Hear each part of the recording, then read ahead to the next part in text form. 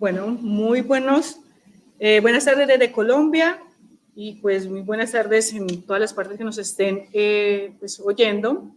Nosotros acá simplemente vamos, aunque haya que aclarar de que los chicos ya en este momento están en la fase de finalización de todo lo que es el proyecto de investigación, por lo cual ellos obtendrán el título. Acá simplemente les vamos a presentar una pequeña parte en la cual nosotros enviamos el documento para poder ser partícipes en este gran evento titulado Efectos del nitrógeno de liberación controlada en el cultivo de arroz en la Granja Experimental de la Universidad Surcolombiana. Y ya pues dejaré en manos de los estudiantes que continuarán el proceso de sustentación para que les explique a ustedes en qué se trata toda esta, digamos, este mundo de investigación en los que ellos han participado.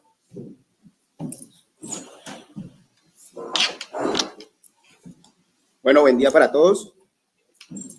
Bueno, vamos a hablar, el cultivo de arroz se caracteriza por ser un cultivo de ciclo corto, lo cual representa una ventaja para el productor, ya que su inversión es menor y el retorno es mucho más rápido. En Colombia, los arroceros producen el grano para el consumo interno sin lograr abastecerlo. Es por eso que hoy en día Colombia importa arroz de países como Estados Unidos, Ecuador y Perú. Las zonas arroceras por excelencia de Colombia son los departamentos del Huila, Tolima y los Llanos Orientales. Es así como observando la creciente necesidad de incrementar la producción del cultivo, puesto que en los últimos años las cosechas han presentado un descenso en la producción en consecuencia de la baja disponibilidad de nitrógeno, que es un constituyente esencial de aminoácidos, ácidos nucleicos y clorofila. Entonces, este proyecto de investigación tiene como objetivo evaluar el efecto de 4 niveles picos de nitrógeno mediante el uso de la urea mejorada Nitrosten más S sobre el desarrollo y el rendimiento del cultivo de arroz horizontal. Perspectiva teórica. Para la realización de este estudio se evaluaron algunas investigaciones relacionadas con el efecto del nitrógeno en el cultivo de arroz, como es la investigación mencionada por Givao Yen en el año 2015, el cual menciona que el fertilizante nitrogenado desempeña un papel importante en el aumento del rendimiento del cultivo del arroz, pero más de la mitad del fertilizante que se aplica en campo se pierde y genera no solamente un peligro ambiental, sino también una pérdida económica sustancial a los agricultores. También Quiroz Herrera y Ramírez Martínez para el año 2006, en su investigación, tras evaluar la fertilización nitrogenada en cultivos de arroz inundados, con el fin de buscar mejorar los rendimientos y proporcionar un manejo sostenible del arroz, se determinó que era necesario aumentar la eficiencia en el uso del nitrógeno para el cultivo. Y una de las maneras de cómo contrarrestar esto era la implementación de fertilizantes nitrogenados de liberación controlada.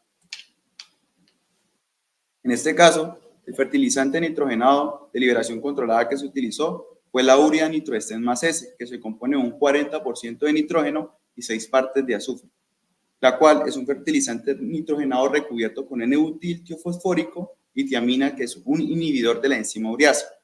La ureasa lo que hace que son inhibidores de sustancias que inhiben la hidrólisis de la urea, componiéndola en amonio y dióxido de carbono.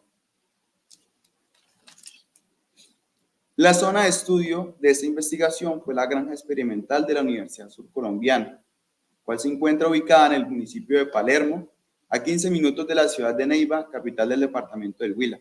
Para este estudio se trabajó con un área total de 2 hectáreas, la cual se dividió en 3 bloques de 0,67 hectáreas en cada bloque, y se tenían 4 tratamientos con diferentes porcentajes de nitrógeno de liberación controlada, los cuales se dividieron de forma aleatoria y fueron delimitados con banderines. Todos los bloques se manejaron agronómicamente igual, a excepción del elemento de nitrógeno, donde se trabajaron con 4 tratamientos. El tratamiento del 0% no contenía nada de nitrógeno, el tratamiento 2 del 50% con nitrógeno al 50%, el tratamiento 3 con un 100% de nitrógeno y el tratamiento 4 con un 150% de nitrógeno. Estas cantidades, ¿cómo se determinaron? Se determinaron por medio de la recomendación del agrónomo asesor. Él se basó a partir de las propiedades químicas del suelo, a partir de los análisis de suelo realizados antes de la preparación del terreno y en el seguimiento continuo del cultivo. Es importante aclarar que la densidad de siembra que se utilizó fue de 150 kilogramos por hectárea y la variedad de semilla utilizada fue la semilla Fede Arroz 2020. La metodología se dividió en 6 partes. Se realizó un muestreo de suelos, la caracterización preliminar del suelo, la preparación del suelo y el riego, la siembra y la densidad de las plantas, la nutrición y el manejo fitosanitario del cultivo y el seguimiento al desarrollo del cultivo.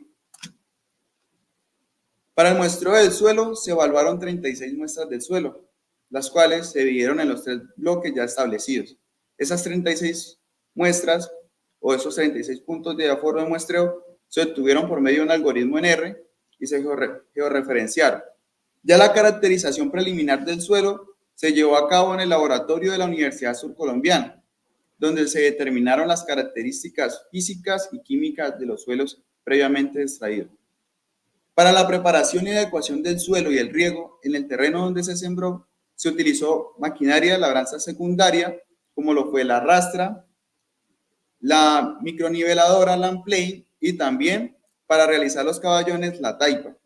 El riego que se utilizó fue el riego por melgas con curvas de nivel cada 5 centímetros.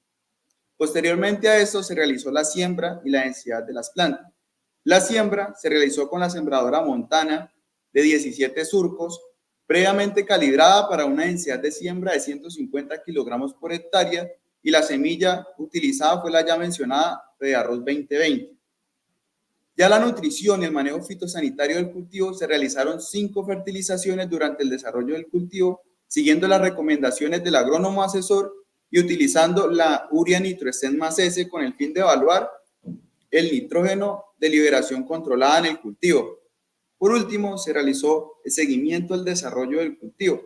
Para el seguimiento del desarrollo del cultivo se utilizaron o se trabajó con 36 puntos de aforo, que se realizaron de la misma forma como se determinaron los puntos de aforo para determinar los muestreos de suelos, con un algoritmo en R, y se georreferenciaron estos puntos. Los aforadores utilizados fueron de 50 por 50 centímetros y allí se logró evaluar la población inicial, el número de macollas inicial, el máximo macollamiento y el máximo embuchamiento en el cultivo de las plantas de arroz. Bueno, los resultados obtenidos hasta la fecha de ese entonces, obtuvimos, inicialmente lo que hicimos fue comprobar la densidad de siembra establecida. Para ello se realizó un conteo poblacional a los 10 días después de germinado. Con los datos obtenidos en ese conteo se realizó un diagrama de caja de bigotes y análisis de varianza ANOVA, en el cual establecimos que no existen diferencias significativas entre los tratamientos. Utilizamos el promedio de cada tratamiento, donde tuvimos que el tratamiento 1, el 0%, tiene 268 plantas por metro cuadrado, el tratamiento 2, que corresponde al 50%, tuvimos que tiene 261 plantas metro cuadrado, el tratamiento 3, que es el de 100%, tuvimos 271 plantas metro cuadrado, y el tratamiento 4, el 150%, 269 plantas por metro cuadrado. Los valores de la población inicial, según la ficha técnica de la semilla Fediarroz 2020, oscilan entre 250 a 300 plantas por metro cuadrado para una densidad de siembra de 150 kilogramos por hectárea. Es así como se comprueba y se garantiza que la densidad de siembra propuesta se cumple. Seguidamente tenemos la gráfica de seguimiento fenológico, donde encontramos el número de macollas en las diferentes etapas, macollamiento, máximo macollamiento y máximo embuchamiento. En la etapa de macollamiento, 30 días después de germinado, observamos cómo los tratamientos del 0 y el 50% son menores en macollas a los tratamientos del 100 y el 150, siendo el 150 el que mayor número de macollas tiene, con 1.127.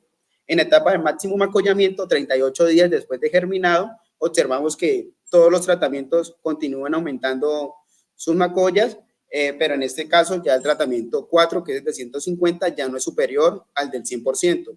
Ya que los valores respectivos que tuvieron fue 258 y 250 el de 100%, 1250 el de 150%.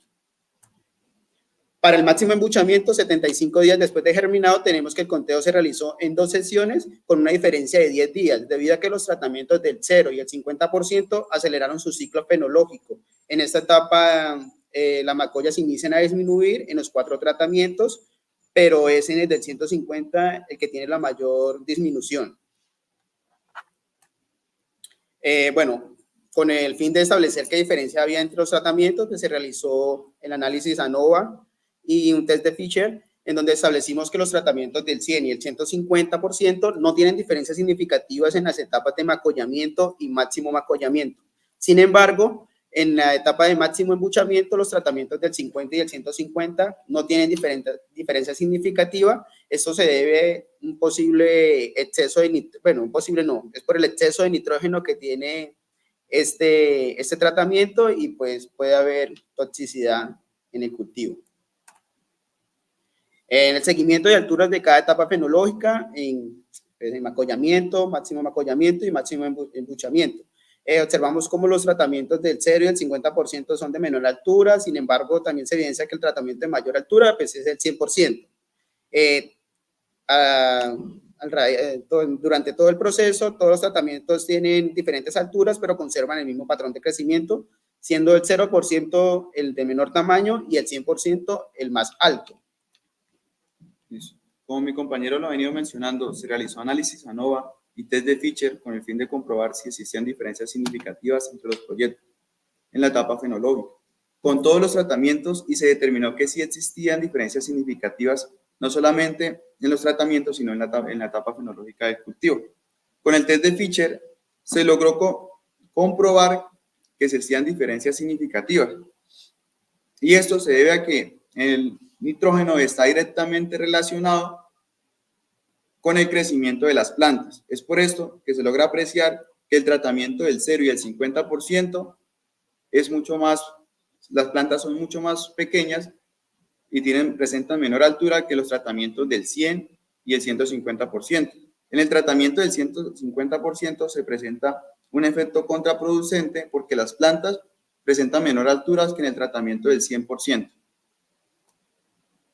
Bueno, tenemos que el nitrógeno es fuente esencial para el crecimiento de las plantas de arroz y la producción de clorofila. Esta le permite a la planta presentar un buen vigor y una coloración verde común del cultivo en óptimas condiciones. Debido a la falta de nitrógeno en el tratamiento 1 y la deficiencia en el tratamiento 2, evidenciamos que el tamaño de la planta está directamente relacionado con la disponibilidad de nitrógeno, debido a que una deficiencia de este nutriente provoca que la planta alongue sus raíces, lo cual vamos a tener plantas de menor tamaño, tallos más delgados y menor número de macollas, afectando directamente lo que es el rendimiento del cultivo.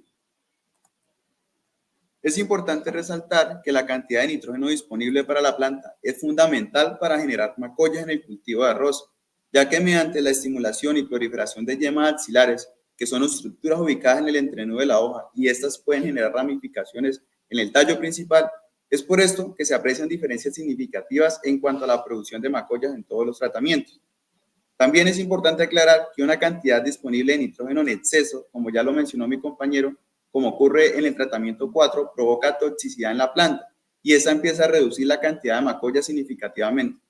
Además, que puede causar un crecimiento excesivo y hojas mucho más grandes, lo que altera el equilibrio de la planta y puede afectar su capacidad de producir macollas y una buena producción en el cultivo de arroz.